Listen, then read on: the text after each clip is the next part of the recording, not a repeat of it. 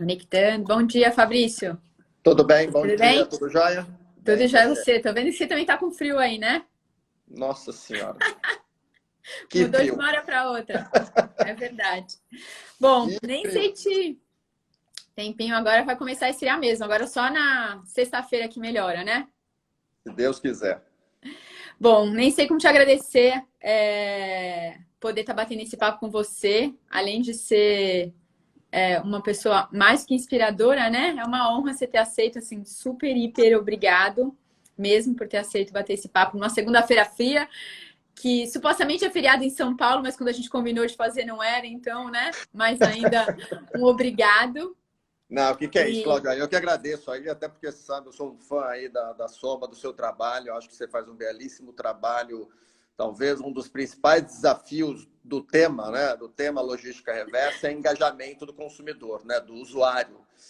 Que no fundo, se não aderir, se não descartar corretamente, é ali onde está a poluição, né? Então, eu acredito que, para mim, é uma grande satisfação estar aqui contigo, como um fã aí do seu trabalho. que bom. Então somos dois, um do outro, né? Porque a gente só consegue fazer as coisas acontecendo e junto. E a gente vai falar bastante, acho que o objetivo mesmo é a gente chegar, né, no lugar do consumidor, né? Exato. É, A gente começou, inclusive, essas lives com esse olhar, Fabrício, primeiro trazendo a ciência para contar para todo mundo por que agora era o melhor momento, inclusive, de que a gente poderia criar um novo hábito, né? Até porque a gente gosta de influenciar, inclusive, que a gente queria que dentro de casa as pessoas começassem, diante de tantos hábitos, lavar a mão, né? Ter outros hábitos que a gente vem criando, a gente criasse também o hábito da reciclagem. Então, a gente vem fazendo esse esforço que agora dentro de casa as pessoas façam isso. Aí a gente caminhou, será que esses novos hábitos vão trazer um consumo mais consciente, né? Porque a gente está hoje consumindo. E, inclusive, gente, quem não viu as lives, elas ficam no nosso YouTube, elas são @SomaVantagem, então tem uma conversa bem bacana com os vários especialistas, inclusive a do Fabrício também, depois vai ficar lá. E aí a gente, a semana passada, falou de economia circular, né? E da importância, inclusive, do cidadão nesse processo todo da economia circular. O quanto que a gente, como consumidor, tem um papel fundamental sobre isso.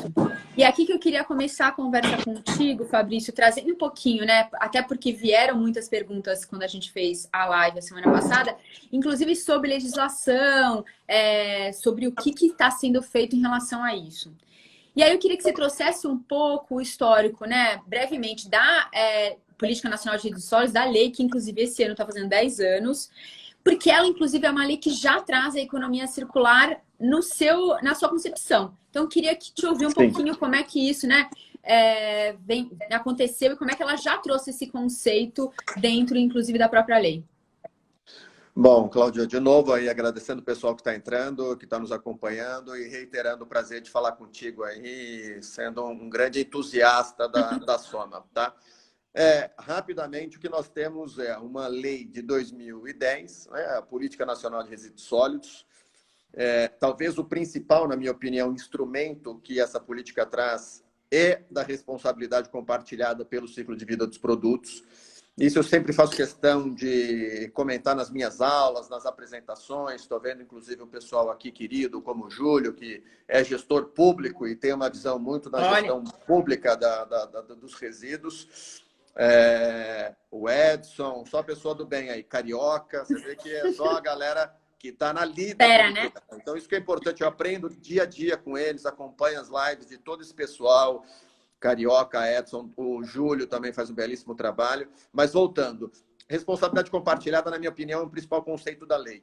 E traz como obrigação do setor empresarial, fabricante, importador, distribuidor e comerciante, o primeiro ponto, inclusive, da lei, no seu artigo 31 e 32, ali no artigo 31 mais especificamente, é investir na melhoria dos produtos, né, para que sejam aptos à reciclagem, reaproveitamento, reutilização, e que gere a menor quantidade de resíduos. Para mim, economia circular, é lógico que é um conceito mais amplo, mas acredito que está escrito na lei, no seu artigo 31, não de forma expressa economia circular, mas o seu espírito está nesse dispositivo. Ou seja, produzir melhor, com produtos melhores. Aí tem vários exemplos que nós já temos no Brasil, aí, tanto como o concentrado, as embalagens com material reciclado, né, com resina reciclada, nós temos refil, tem algumas iniciativas que já funcionam no Brasil, que a indústria tem implementado, inclusive utilizando menos matéria-prima. É lógico que isso tudo, às vezes, tem um próprio envolvimento do setor empresarial para melhorar o seu produto, que é um dos pressupostos. Mas, do outro lado, é o seguinte, o consumidor adere, né? O consumidor está preparado, o consumidor sabe o diferencial desse produto, sabe quais são os produtos que tem e que não tem, que não cumprem e que não cumprem o sistema de logística reversa, porque eu coloquei a responsabilidade compartilhada como principal conceito. Depois disso, nós temos a obrigação de implementar a logística reversa, que é atribuição do setor empresarial também, fabricantes, importadores, distribuidores, comerciantes. No entanto, o sistema começa com o papel do consumidor, fazendo o descarte, né? Fazendo a entrega do produto ou da embalagem após o uso, após o consumo. Se não tiver esse veículo, né? Se não tiver o consumidor aderindo ao sistema, não tem logística reversa, não começa o sistema. Então, o pessoal fala, mas veja, não tem a reciclagem, não aumentou, não tem não tem um índice maior, mas se cada um não fizer a sua parte, e aí leia-se de novo, tanto os consumidores, usuários, né, dos produtos e daqueles comercializados em embalagens ou dos outros fluxos, como do setor empresarial, né, também com a sua atribuição, todos eles, né, comerciantes, distribuidores, importadores e fabricantes. Cientes que no Brasil nós temos vários desafios, independentemente do fluxo. Se for entrar cada um dos fluxos, lâmpadas é um problema, é um desafio, pneus é outro, eletroeletrônicos outros, lâmpadas em geral. Queria aqui também já aproveitar para voltar a palavra para você, agradecer também, estou vendo aqui a Rosa, que é uma grande combativa advogada da área ambiental, a Isis, Olha, também, Iris, também outra advogada combativa também da área de meio ambiente, uma grande especialista em resíduos, aí, uma grande assumidade. Então, fico muito contente de poder participar contigo e ter esse altíssimo nível aqui na nossa audiência. O pessoal querendo, né? Você falou um ponto que eu ia trazer, e você trouxe antes, inclusive, né? Que eu trouxesse, que é a lei da responsabilidade compartilhada, principalmente olhando para o ciclo de vida do produto. E aí você emendou numa outra história que eu acho que é super importante, que é o fato de que muitas vezes as coisas estão acontecendo, como, por exemplo, você incorporar a embalagem reciclada, mas tem um olhar, às vezes, do cidadão que ele não entende, ou ele também é mais fechado a questão de usar materiais reciclados, inclusive na embalagem. Então, quando você vai comprar, assim, nossa, mas quase parece que gera uma estranheza se por acaso naquele material tiver a embalagem, né, uma resina reciclada. Então, eu queria que você trouxesse um pouquinho mais essa história toda de, tipo, nesse ciclo todo do produto, tem vários atores que têm responsabilidades, mas eu queria que você reforçasse a responsabilidade até do consumidor, porque muitas vezes a gente, como cidadão, não se enxerga tão responsável, né? E aí, na outra live, inclusive, a gente trouxe que o processo todo, a reciclagem não começa só depois quando você consumiu e aí você fala, o que eu faço com esse produto? Mas ela também começa no momento que você está comprando o produto. Então, se você está comprando um produto, aquilo já é um lugar de decisão, né? E decisão, inclusive, ela é melhor e ela é passível a ser reciclada? Ou ela já, inclusive, tem materiais reciclados. Então, puxa, deixa eu continuar com essa cadeia. Então, eu queria ouvir o teu ponto para a gente empoderar cada vez mais o consumidor, né? Porque a gente acha que a gente é o menos empoderado. E aí a gente vem tentando, na Soma Muito, dizer, a gente deveria ser, inclusive, trazer esse poder para a gente, né? Não, eu acho que você abordou um ponto, para mim, esse é super sensível, por exemplo, da resina reciclada, né? Que particularmente deveria ser estimulada, utilizado cada vez mais em escala, mas de toda forma você tem a recepção do consumidor, né? A aderência do consumidor.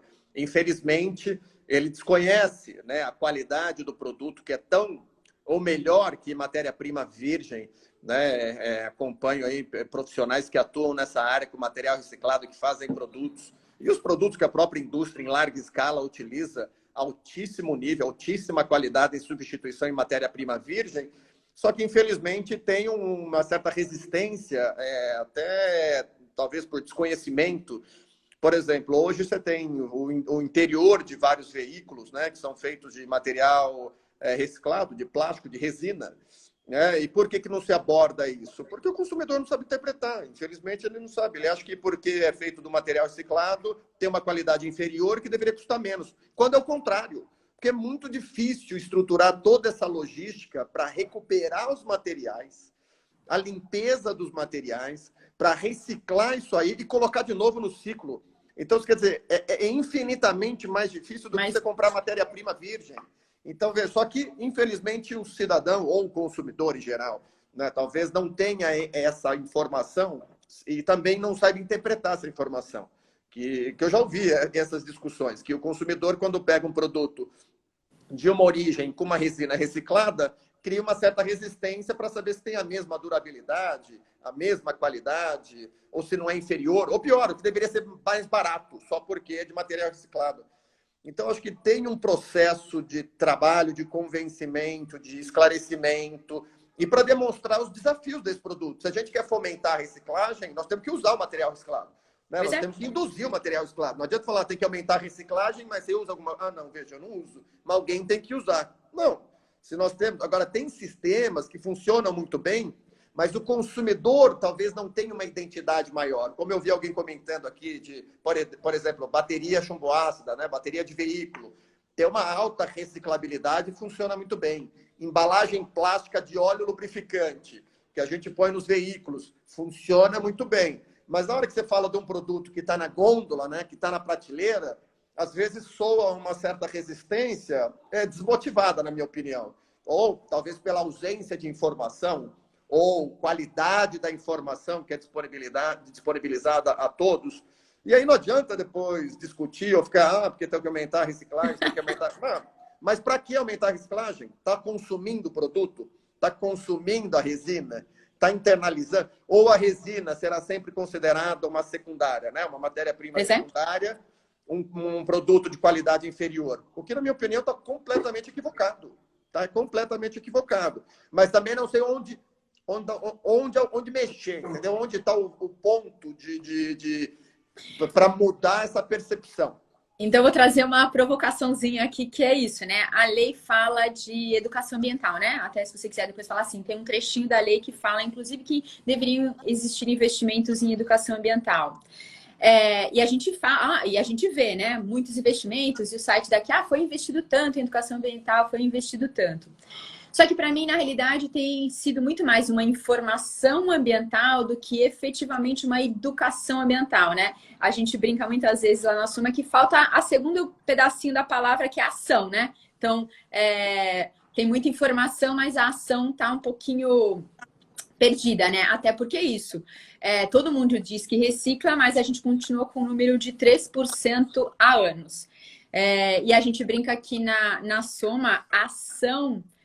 não necessariamente leva, né, a informação. Sem uma ação, não traz transformação. Então, a gente brinca muito de aprendizagem na prática. Então, eu queria que você trouxesse um pouco a perspectiva da lei quando ela fala de educação, porque eu entendo que é isso, a gente não está chamando as pessoas para ação. E aí, nesse lugar, é isso, uma ação de eu deveria reciclar, porque eu, inclusive, né, entendo que é muito mais benéfico como um todo. Mas ela fica só jogando um monte de ideias e as pessoas não conseguem ir para a ação. Então, eu queria te ouvir um pouquinho em que lugar da lei está trazendo isso, mas que a gente desse muita atenção para o último trecho, né? Que é a educação, a gente realmente se educa quando a gente começa a praticar e a gente tem ação. A informação, sem a gente ir para ação, ela não gera nenhuma transformação. Então, queria te ouvir, porque nesse lugar, para mim, tem muita confusão e tem muito investimento, inclusive, sendo colocado. E, de alguma maneira, às vezes, eu acho que é isso, desperdiçado. Porque são palavras jogadas, né? Eu talvez eu dividiria o tema em duas frentes. A primeira é a educação mesmo, a educação ambiental. Nós temos uma lei de educação ambiental, está aqui os comentários, inclusive, né? A Ivonete acabou de comentar, né? Educação sem ação não vale nada. Eu acho que tem um papel, um viés educacional que é dever do Estado, né? Eu acho que quem educa, quem traz, inclusive nos termos da própria Lei Federal de Educação Ambiental, essa é a diretriz. Então, acho que tem que ser por aí. Então, primeira coisa, dever do Estado, seja ele Estado, município, Estado ou União. Então, primeiro ponto. Espera aí que tem Fica tranquilo. Essa é a beleza de estar em casa. Tem alguém aqui. Tem alguém aqui que eu vou... Pronto. Você vai chamar para conversa? Não, ela está aqui do meu lado.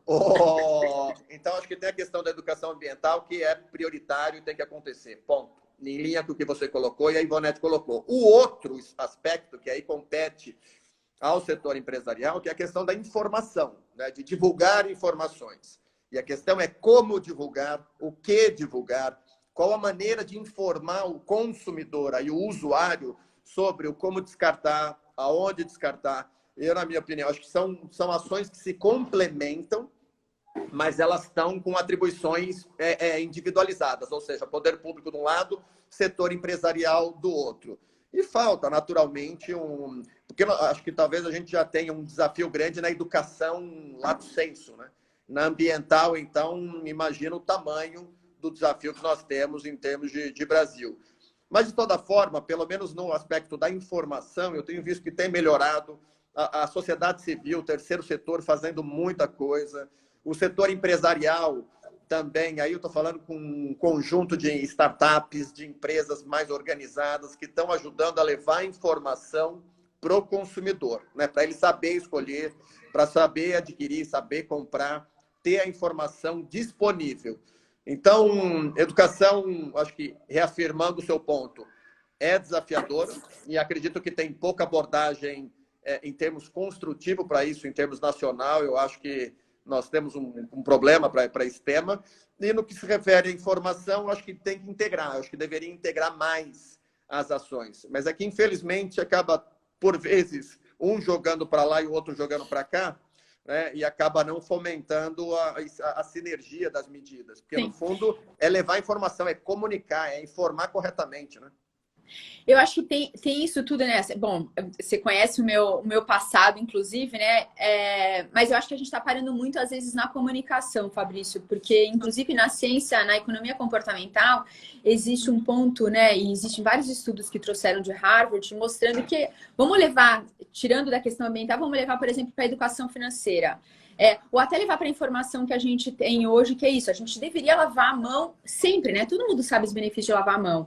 Não necessariamente a gente tinha os melhores hábitos de higiene. Então, eu acho que tem aí um desafio, né? E não puxando o sardinho pelo fato todo de como é que a gente tira as pessoas da inércia, né? Que é um pouco o que a Suma tenta fazer. Porque, às vezes, a gente fica com aquele bolo de informação, né? Estou trazendo para um outro lado, que é isso. Lavar a mão sempre foi importante. E agora eu espero que esse seja um hábito que a gente realmente leve para junto com a gente. Mas o que, na nossa perspectiva e do vários que eu tenho estudado, é que essa informação, sem tirar você da inércia e sem tirar você do status quo, porque a gente, como ser humano, tende a manter, né? Até porque é muito mais confortável manter o nosso status quo. Então, a gente precisaria gerar alguns, eu diria, cutucõezinhos, né? A gente brinca que são os nudges, para que as pessoas se despertem também para isso. Porque educação financeira igual, né? Tem vários estudos de Harvard que mostram que todos os processos de educação financeira, né? Que falam só de educação, vou te educar financeiramente, elas têm mudado basicamente 0,1% da atividade de a gente realmente ou poupar ou entender, inclusive, o que a gente faz com o nosso dinheiro. Então, a gente vem tentando aqui na Soma dar vários outros cutucões para perceber e para a pessoa ir além da informação e além só, né, de tipo, eu ouvi, eu sei que é importante isso, mas a gente precisa ir para ação, gente. E a gente só aprende quando vai na prática. Quando eu comecei, não sei você, mas quando eu comecei a reciclar, eu fiz um monte de besteira, né? Porque é isso, às vezes você lê um monte, né? Agora eu resolvi começar a compostar. E li um monte, mas todo dia eu tenho dúvida. Eu falei, nossa, mas isso está acontecendo. Porque quando você pratica, pensa nas aulas que a gente tem, né? Quando está no colégio, na faculdade. Se a gente não pratica, a gente tem desafios muito grandes. Então, tem aqui um convite que leiam bastante. Acho que tem um monte de informação muito legal que está acontecendo hoje por aí. Mas, gente, a gente tem que ir para a prática. Porque se a gente não praticar, e não procura o perfeito, né? Se a gente não praticar, a gente não vai mudar nosso hábito em relação a esse tema, que ainda hoje é inexistente, né? E nesse ponto, Cláudia, no fundo, na própria gestão de resíduos, né? Eu acho que, inclusive, eu vi aqui, o Júlio colocou, né? Na prática é diferente, no papel é outra coisa.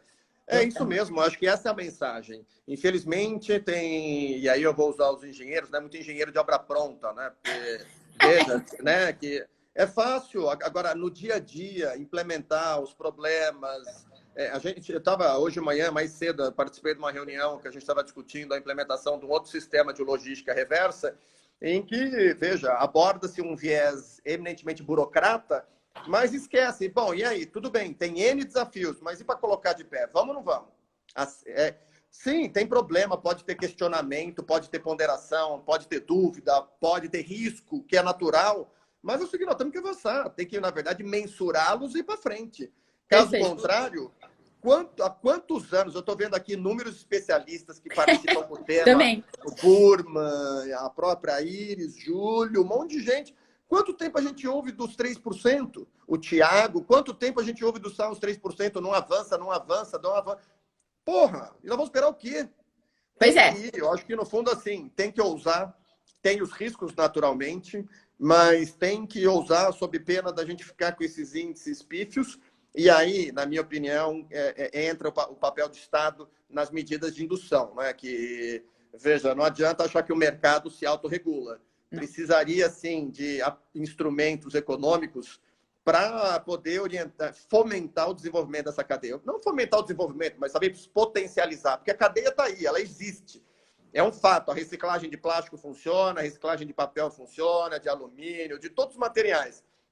Bom, mas e fomento? O que a gente tem são muitas normas de obrigação, né? Faça isso, faça aquilo, evite isso, não faça aquilo, está proibido isso. Tá, beleza. E quem faz o certo? Né? Tá tendo alguma vantagem? Tendo... Porque, assim, a vantagem que eu falo de efetiva, né? Palpável, para além do cumprir a obrigação. Tá, a obrigação tá na lei, eu tenho que cumprir. Agora, eu cumpro, meu vizinho não cumpre, meu concorrente não cumpre.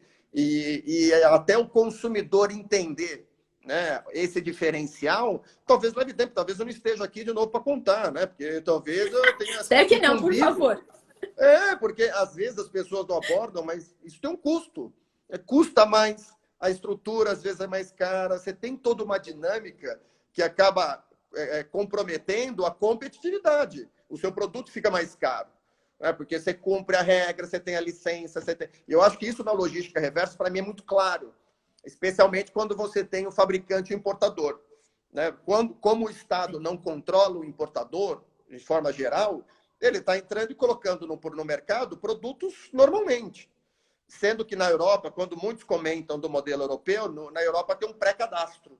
Você faz um cadastro para operar no mercado. Aqui no Brasil, não. Então, como superar esse desafio sem comprometer a competitividade, sob pena da gente virar só um país consumidor, né, e importador? E a indústria nacional ser convidada, ou, na verdade, ser convencida de que o modelo de os custos não estão, que acabou inviabilizando. Estou longe de defender isso. Muito pelo contrário, eu defendo e valorizo a indústria nacional.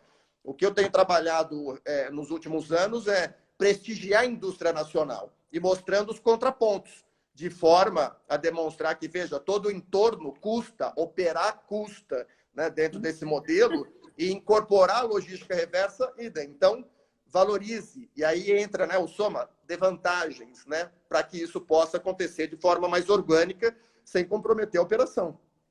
E você sabe que nesse ponto, vou até trazer uma pergunta aqui que o Bruno está fazendo, né? Que tem muito a ver com o que você falou e talvez um pouquinho na Europa isso já está avançado. Então, eu vou trazer a pergunta dele e até vou ressuscitar uma pergunta que a gente teve há 3 lives atrás, que é como é que está a legislação em relação a isso. Então, o Bruno pergunta assim, Fabrício, não deveriam haver leis no sentido de restringir os materiais que são utilizados para as embalagens? Então, eu queria que você falasse sobre isso, mas também teve uma pergunta que apareceu há 2 semanas atrás, que as pessoas acabam colocando assim, mas eu não deveria ter alguma legislação, inclusive, para biodegradável e para outros tipos de embalagens? Então, eu queria que você trouxesse essa perspectiva, Fabrício. Em termos de regulação, eu, particularmente, a minha opinião é não proibir.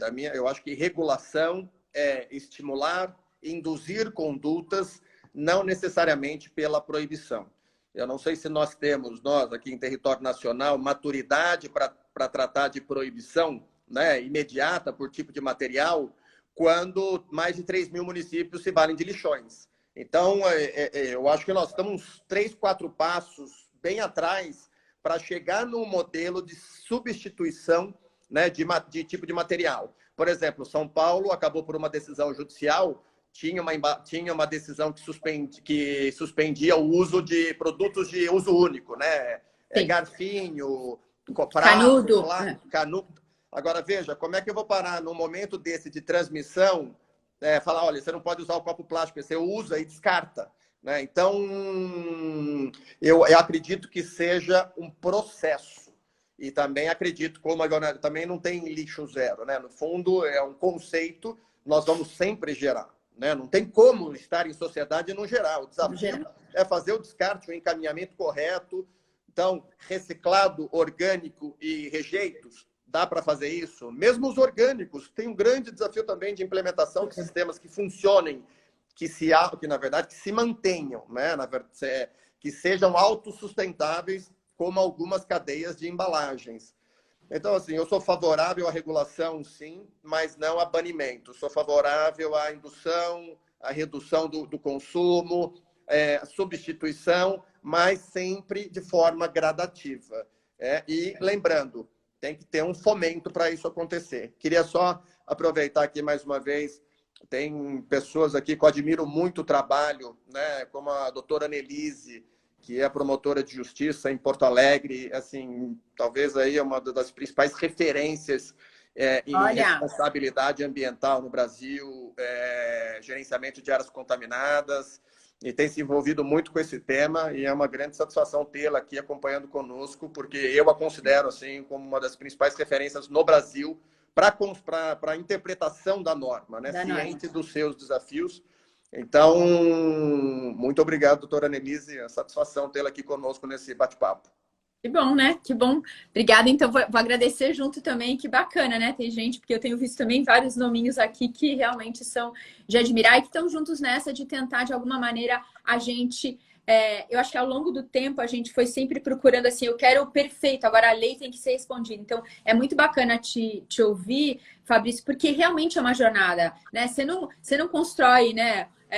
Uma planta, uma cidade, ou até a cadeia inteira de consumo em 2, 3 dias, em 2, 3 anos. Então, é realmente uma jornada. O fato todo é que a gente tem que começar também, como cidadão, se envolver cada vez mais nesse processo. Quando a gente estava discutindo até com o Hélio Matar, é que assim, o consumo consciente não é não consumir, mas é entender o que eu estou consumindo, né? Porque as pessoas acham que assim, ou eu faço A ou eu faço B. Não, né? Como é que eu entendo que eu posso consumir, mas eu tenho que ter um consumo muito mais atento do que eu estou consumindo? Quer dizer, essa embalagem é reciclada e depois mesmo que ela não for, eu deveria encaminhar ela corretamente. Então, eu entendo que ela pode ser encaminhada, então tem um lugar nosso da gente, e não só ir atrás da informação, mas a gente também fazendo esses testes de falar assim, isso isso não é, e se perguntar, porque também a informação está aí, mas a gente tem que se colocar como, né, como guardiões dessa jornada, porque só banir, e aí a gente vê, né, só trazer a lei, e aí às vezes ela acaba não sendo efetiva, né? Não resolve. Nós temos, Cláudia, uma batelada de normas. Eu acho que o pessoal que está acompanhando aí o debate sabe que o que não falta é legislação no país. Entendeu? Lei, decreto, portaria, resolução. Nós temos na área de resíduos aí pelo menos umas 500 normas produzidas aí nos últimos 7, 8 anos que a gente tem acompanhado. Então, assim, volume de normas, não é por falta de normas que o sistema não acontece. Né? Talvez tenha os seus desafios e aí...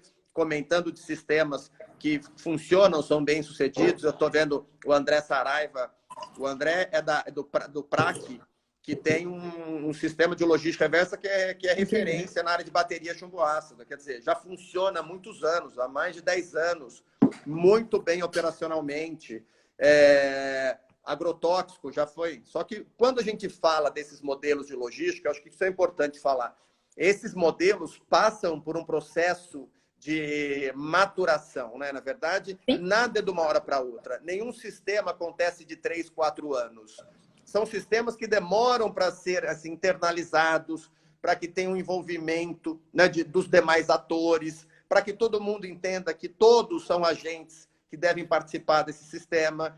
A agrotóxico funciona bem, mas faz 20 anos que está em operação. A bateria vai bem? Também tem mais de 20 anos. Óleo lubrificante? Também. Agora, o que são mais usuais, né, que todo mundo lembra, lâmpadas, embalagens em geral, eletroeletrônicos, medicamentos que tende a começar muito em breve aí, nos próximos, acho que 30 dias deve ter uma regulação federal nesse sentido. Então, veja, e aí vai ser gradual. Nós estamos avançando. É que, lógico, a gente gostaria que avançasse mais, que fizesse mais, e nesse ponto, alguns me criticam quando eu faço essa comparação, mas eu trago sempre o cuidado comparativo com os modelos europeus. Perfeito. Especialmente pela questão que a gente já falou aqui, educação, leia-se educação, informação / cultura, completamente diferente. Tá? Então, começa por aí. Outra, dimensão territorial. Logística reversa é custo de transporte, é carregar resíduo, né, pelo território nacional, sim, cujas nossas estradas melhoraram nos últimos 10 anos, mas tem muito lugar péssimo. E depois, adensamento populacional. Então, por que talvez funcione um pouco melhor os sistemas no Sudeste? Está mais concentrado, né? São Paulo, concentrado, Paraná, Minas, Rio Grande do Sul, eu acho que tem modelos que estão se aperfeiçoando, mas onde há uma maior concentração de pessoas e o polo reciclador está próximo. Agora, tem vários produtos que não dá para falar que, veja, o que vai funcionar em Roraima vai funcionar aqui em São Paulo. Não vai. Não vai. E é esse cuidado que a gente tem. E aí, eu tenho sentido também uma boa receptividade dos órgãos ambientais estaduais e dos membros do Ministério Público. Eu acho que eles têm tido muita sensatez na condução do assunto para entender as particularidades. Lógico, às vezes dá um incômodo não fazer nada. Essa não é uma opção. Não fazer nada não é uma opção. A questão é fazer, demonstrar, medir, né, apresentar os desafios, por que não avança mais.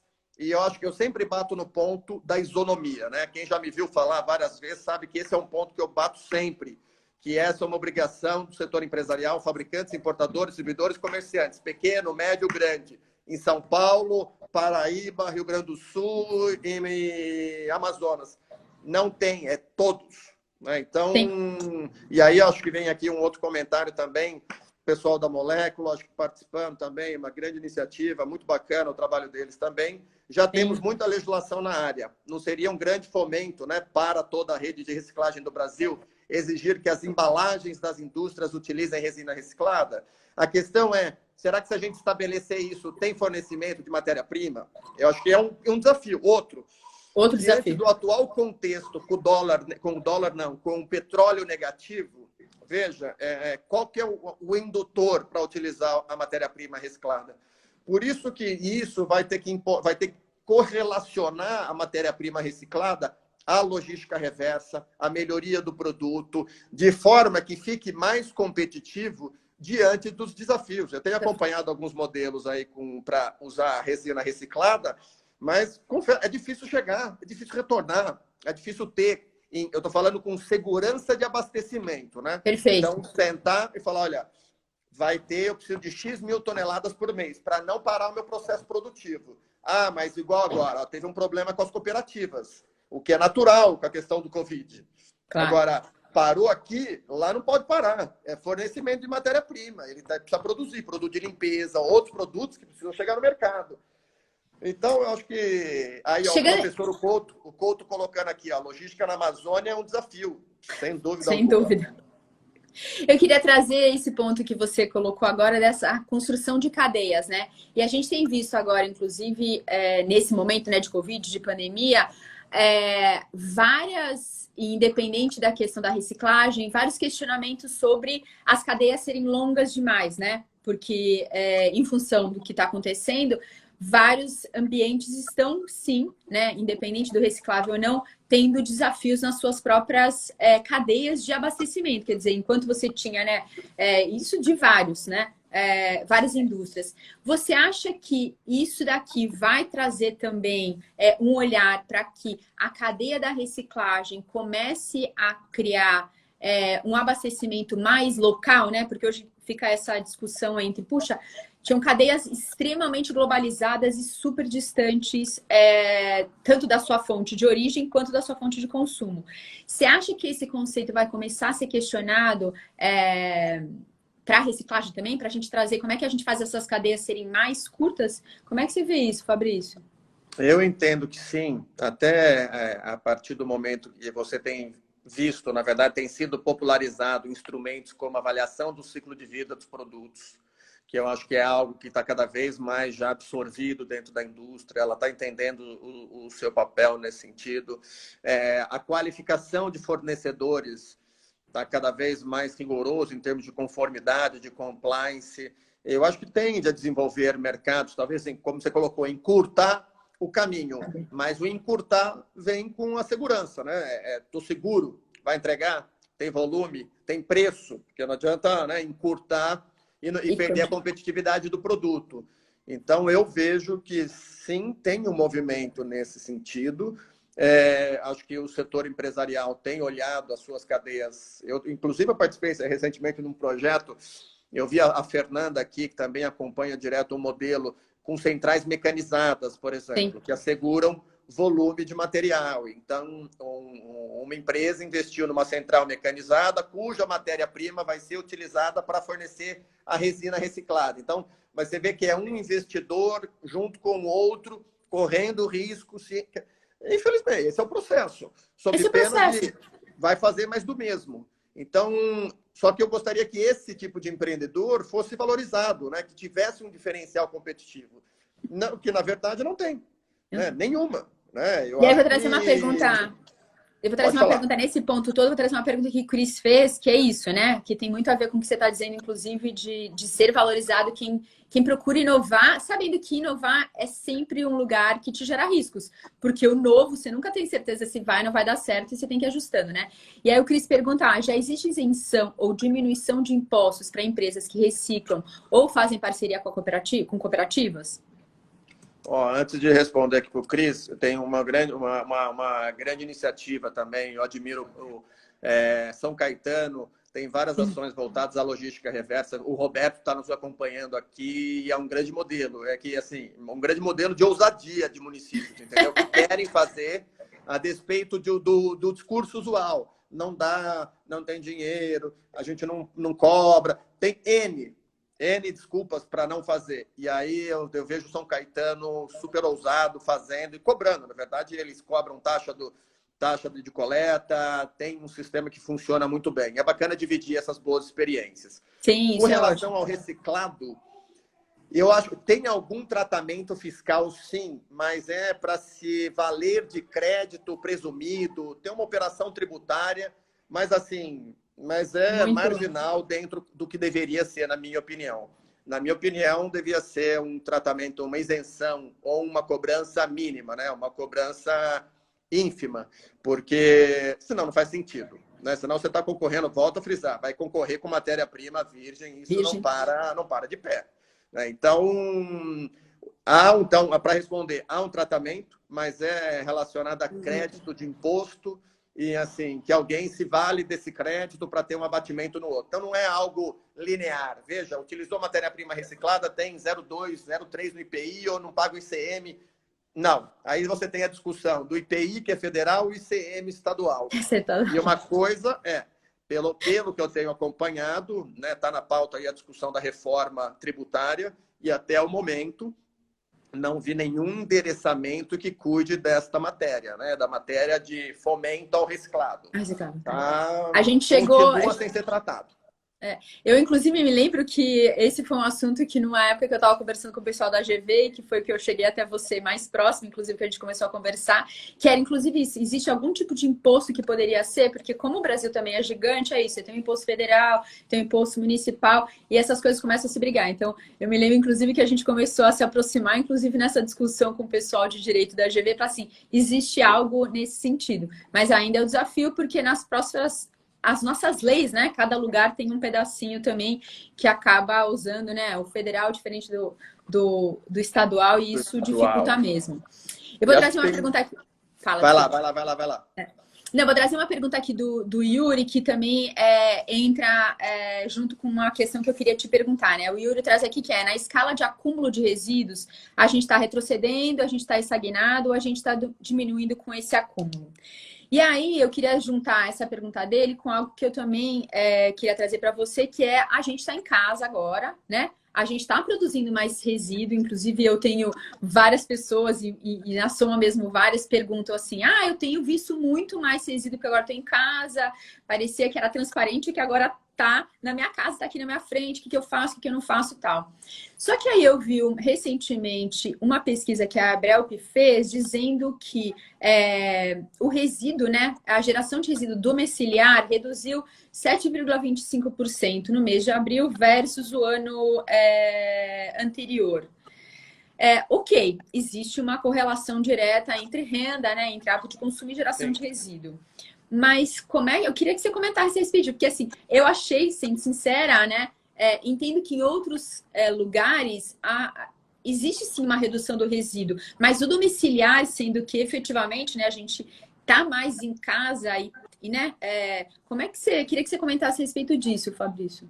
Eu acho que vamos falar primeiro o resíduo sólido urbano, aí eu vou colocar o domiciliar e colocar os outros, né? Os domiciliares talvez tenha tido de fato essa redução, que eu também não vi os números, né, nem o estudo, mas eu acredito que uma mudança de hábito, né? Que usualmente a gente come, né, pede comida de fora, vem a embalagem, vem sempre embalado. E nos últimos tempos, na verdade, o que pelo menos aí eu falo como exemplo de casa, você passa a cozinhar, passa a gerar menos, né? Porque você é mais conservador, você começa, já não esbanja mais, né? Então, eu particularmente vejo, né, em casa nós geramos menos do que anteriormente, menos assim, imaginando, fazendo como comparação no final de semana, né?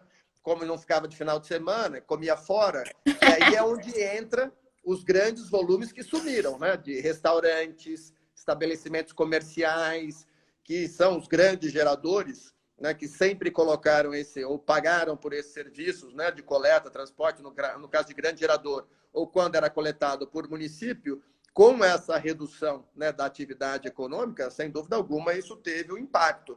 Agora, dos domicílios, no meu caso, a gente deu assim, comparativamente ao final de semana, a gente deu uma reduzida, assim. Uma reduzida.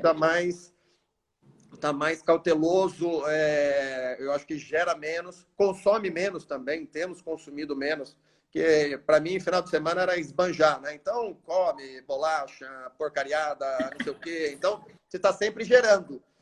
Sim. Agora, você meio que está revendo seus hábitos, né? Inclusive, especialmente alimentares e de consumo. Então, acredito que na grande massa, e aí, como você muito bem colocou, com relação também à renda, né, que as pessoas estão mais seguras, né, em razão dos efeitos imprevisíveis do que vem pela frente, já 60 dias em casa, quase aí mais de 70. 70, né? Eu acho que as pessoas acabam gerando menos. A Fernanda colocou isso aqui também, né? Ela comenta, as pessoas estão gerando menos. Isso acaba sendo um processo natural de ficar em casa, você vai se adaptando. Então, no meu caso, nós estamos gerando menos. Agora, no geral, eu li alguma coisa do que você comentou. Saiu agora em abril, 7,25%, que me chamou uma certa atenção. E aí, esse número veio junto com outro dado, que pela Prefeitura de São Paulo, teve um aumento da coleta seletiva na primeira quinzena de abril de 25%. E alguns especialistas dizem de novo, né, que isso, principalmente o pessoal que está ligado ao clima, dizem que isso é muito relacionado em função do desemprego. Você acredita que essa correlação está vindo direta? Como é que você enxerga isso?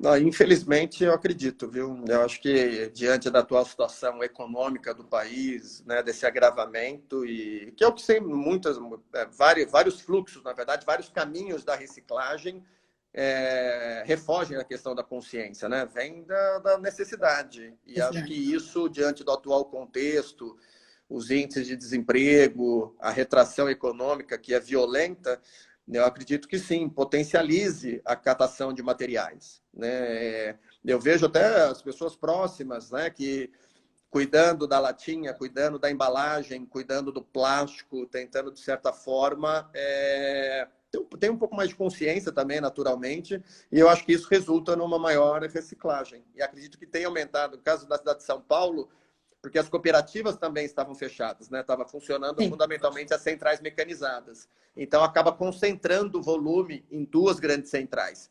Por consequência, aumenta o volume, né? Eram, acho que 10 ou 15 cooperativas, se não me engano, apoiadas pelo município, que acabaram desmobilizadas aí nesse período em razão do risco de contaminação pelo Covid, e acabou concentrando esse volume excedente nas centrais mecanizadas. Nas centrais. Porque ela subisse de produtividade. Ela chegou, assim, a altos índices de produtividade, o que isso é muito bom. Demonstra que se a gente aumentar a reciclagem na cidade, tem como dar vazão a esse volume. A gente está vendo aqui que o professor Couto está falando que em Manaus a geração de resíduos reduziu também 11%.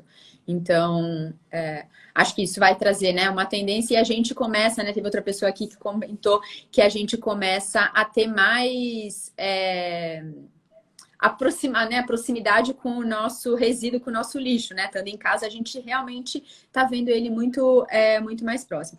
Olha lá, a Carioca aqui falando pra gente, né? O aumento do número de coleta seletiva não seria porque os catadores avulsos não estão trabalhando, né? São 25 cooperativas em São Paulo. Você acha, então, que o número de coleta seletiva... Não, o Carioca é craque. Ele é o expert nisso, né? Eu acho que tem uma mistura, assim, dessas duas coisas, né, Carioca? Que é isso, né? O ferro velho também não está trabalhando. Sim, acho que isso acaba fazendo com que a coleta seletiva se concentre também muito mais num único canal, né? Olha só, e aí vai, né? Porque o assunto... Fabrício, tô achando que a gente vai ter que fazer outra live, porque o assunto a gente daqui a pouco tem 10 minutinhos. E eu não queria, na realidade, perder também a possibilidade de encerrar e te ouvir, né? A gente, se tiver ainda uns tempinhos, a gente volta. Mas, porque esse papo vai longe, esse papo tem várias, né? Tem desde qual é a nossa responsabilidade compartilhada, como é que tá a lei, e os vários desafios que interferem um relacionado ao outro. Mas a gente sempre olha muito mais para a dor e para os desafios e para, olha, é muito mais complicado. Então, eu queria fazer meio que, não sei se é uma provocação ou se é uma mensagem que você deixasse, em vez de a gente olhar só para todos os desafios, como é que a gente, né, como consumidor, como cidadão, deveria olhar o nosso ato de consumir menos como um desafio, mas muito mais como uma responsabilidade compartilhada para a gente criar um ciclo mais eficiente. Então, queria que você deixasse queria fazer essa provocação para todos nós que estamos aqui, né? A gente quase 70 pessoas nesse momento já entraram e saindo. Como é que a gente não fica só olhando também os desafios, mas acho que em todo desafio a gente acha realmente uma oportunidade. E é isso, a gente é cidadão, mas a gente também está ligado em outras instituições. Como é que a gente torna isso uma grande oportunidade? Não, eu acho que assim, Cláudia, por exemplo, o trabalho que a Soma faz, eu acho que demonstra exatamente esse caminho da oportunidade, né, na forma de criar mecanismos, né, de atração do consumidor, de mostrar para ele, né, de mostrar para nós, né, os prós de aderir ao sistema, de fazer a separação, de fazer a entrega, de aderir ao sistema, de ser parte do processo. E eu acredito que isso não se faz sem informação, sem dados, sem comunicação, sem envolvimento de todos os atores que nós já comentamos aqui, e iniciativas como a sua. Eu acredito que isso... Porrada, hein? Não, isso acaba sendo um motivador para as coisas acontecerem. Por isso que eu sou um entusiasta de tudo que vem nessa área de resíduos e aprendo a cada dia, assim, com empreendedores maravilhosos, que eu falei do risco, né? Que assumem o risco, que vão para cima e que desenvolvem um modelo de negócio, que acreditam que isso vai acontecer, que reconhecem os desafios que nós temos no Brasil. Aí a questão, o pessoal falando dos agentes ambientais, das cooperativas, dos catadores autônomos, sim, da questão da cadeia da reciclagem, todos os seus percalços, mas ainda assim acredita que que a gente vai superar isso no médio prazo. Eu acho que a questão é cadência, talvez essa seja a palavra, é calma. Adorei. E é progressivo. Eu acho que nós começamos, a coisa está acontecendo, é uma realidade. Agora nós temos esse momento, esse efeito Covid, que estava fora, né? Não estava no plano. Não estava na agenda. Não estava no plano para ninguém. Então, todo mundo vai ter que lidar com esse problema. Mas acredito que o setor aí, privado, empresarial, tenha mecanismos para induzir isso, para fomentar, para trabalhar de forma séria, como já tem trabalhado. Tem muita empresa séria fazendo muita coisa boa, que às vezes não repercute, né? Às vezes não tem. Da mesma forma que tem inúmeros municípios que fazem coisas assim extraordinárias e que também às vezes não repercute, ou repercute de forma local, pontual. Então, mas eu sou entusiasta. Eu acho que tende a melhorar sem dúvida alguma. E aí participando, na verdade, todos participando, né? Começando pela gente, começando por nós consumidores, comprando melhor. E eu falo a gente fazendo a nossa parte de comprar melhor, o poder público comprar melhor também. O Paraná recentemente regulamentou a lei de licitações sustentáveis, trazendo como pressuposto de habilitação na licitação o cumprimento da logística reversa, né? Então, você veja que que aí o Estado consumidor, poder público, comprando melhor os produtos, né? Então, você obedece a lei, obedeço, comprove, demonstre, então você está no jogo, não está, está fora. Então, porque às vezes muita coisa cai, fala, Fabrício, aconteceu isso, o que eu faço? Fala, como é que você comprou? Então, eu comprei no preço por preço. E aí só vou dar um exemplo final aqui, que eu acho também aí em Minas Gerais, a Secretaria de Administração Penitenciária de Minas, o ano passado fez uma licitação para comprar colchões. E colchões não estão entre os produtos objeto de logística reversa. Não está previsto para colchões. No entanto, no edital de licitações, o Estado condicionou a compra de colchões à obrigação do fabricante ou do vendedor, né, a retirar o mesmo número de colchões e dar destinação final ambientalmente adequada. Ou seja, eu estou vendendo 10.000 colchões, você tem a obrigação de retirar e dar destinação e demonstrar ao Estado. Então, eu acho que boas práticas têm que ser promovidas e isso acaba, na minha opinião, eu acho fantástico porque mostra que tem caminhos. Não são curtos, tão pouco fáceis, mas existem. Mas acho que excelente exemplo, porque acho que essa amarração da gente perceber que é isso, né? Ao mesmo tempo que eu preciso comprar o colchão, como é que eu amarro isso de volta? E esse olhar um pouco mais sistêmico e de ver que a gente faz parte, né? E aí eu adoro, obviamente, trazer o cidadão e o consumidor para o foco da atenção, porque não adianta também a gente pedir a tecnologia, pedir infraestrutura, pedir tudo, se dentro de casa, a hora que eu coloco o meu resíduo para fora, eu misturo tudo. Isso vai quebrar a cadeia, né? Então não adianta eu comprar um monte do colchão se eu não olhar o outro lado. Então, esse é outro exemplo que é isso, né? Não foi para reciclagem, foi no momento que eu comprei, a decisão já estava posta. E naquela hora, gente, acho que é super importante a gente realmente planejar. E planejar, beleza, eu estou comprando agora, eu vou consumir, mas ele não tem que parar na minha mão. Para onde eu vou levar? Então, essa é uma coisa que cada vez mais, assim, eu acho que a gente vê em vários países, mas é interessante, é muito legal ver uma cidade, né, um município pensando não só no seu processo de compra, porque o processo de compra vem atrelado, bom, e depois o que eu faço com isso? Né? Porque a gente só pensa como cidadão, né? O que eu vou comprar, o que eu vou fazer, o que eu não esqueci. Assim, beleza, o que você vai comprar, mas e o que você vai fazer depois com o que você comprou, né? Aí dá quase outra live inteira. Não, e nessa linha, é um grande desafio que eu sei dos gestores públicos, inclusive, Cláudia, para entender a questão das licitações sustentáveis. Veja que é para além do preço, que é qualidade e obrigação, é um produto bem entregue, numa boa qualidade e obrigação de retirar. São vários, mas eu acho que acredito que é um caminho. Infelizmente, tem um processo e ele já aconteceu, ele está acontecendo. E acredito que fica aqui como considerações finais um agradecimento especial a todo mundo que está acompanhando. Estou vendo Helena, Ivonete, pessoas super queridas aqui que trabalham no dia a dia com gestão de resíduos, como você colocou, Yuri, Tiago, Isabela, Júlio, Luiz Porto, pessoas que estão aí, a Rosa, o Roberto, a doutora Annelise, pessoas que lidam com o tema. E eu acho que essa é importante desse tipo de debate, que ficou mais fácil, né? No fundo, a gente precisaria marcar um evento, um seminário, que todo mundo precisava se deslocar. Eu particularmente, estou muito contente e também volto aqui, como as últimas palavras, te cumprimentar pela iniciativa, cumprimentar pela forma, pelo trabalho que você tem feito e essa divulgação de informações e conhecimento que é muito importante para a gente melhorar a gestão. No fundo, é um ganha-ganha, né? É um ganha-ganha sistêmico. É um ganha-ganha. É uma soma, né? Eu vou brincar.